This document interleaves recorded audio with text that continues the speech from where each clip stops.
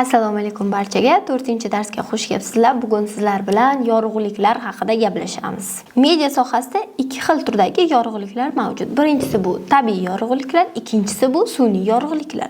Tabiiy yorug'liklar bu inson aralashuvi bo'lmagan, ya'ni tabiiy quyosh nuridan tushgan yorug'liklar bu tabiiy yorug'liklarga kiradi.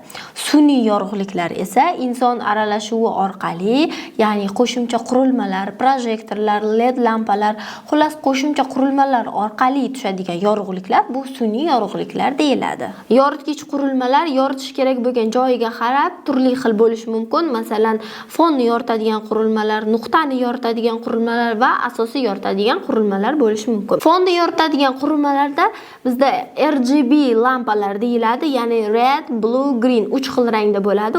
Ular asosan orqa fonni yoritishda, ya'ni obyektni alohida qilib ko'rsatib berish uchun orqa fonga beriladi.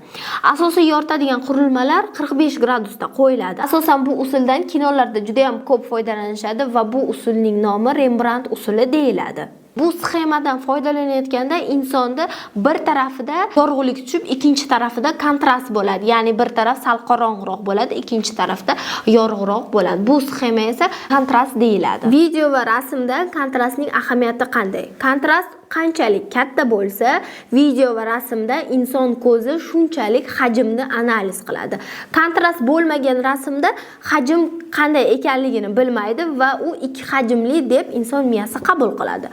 Shunday ekan, kontrast bizga hajmni, masofani, qayerda olinganligini va o'lchamni his etishga yordam beradi. Yana bir muhim tavsiyalarimdan biri shundaki, siz tasvirga olayotgan jarayoningizda yorug'liklarni to'g'rilab doim olishga harakat qiling.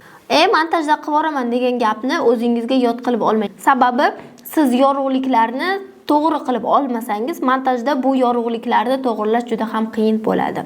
Bugungi darsda o'rgatmoqchi bo'lgan narsalarim shundan iborat edi. Keyingi darslarda ko'rishguncha xayr.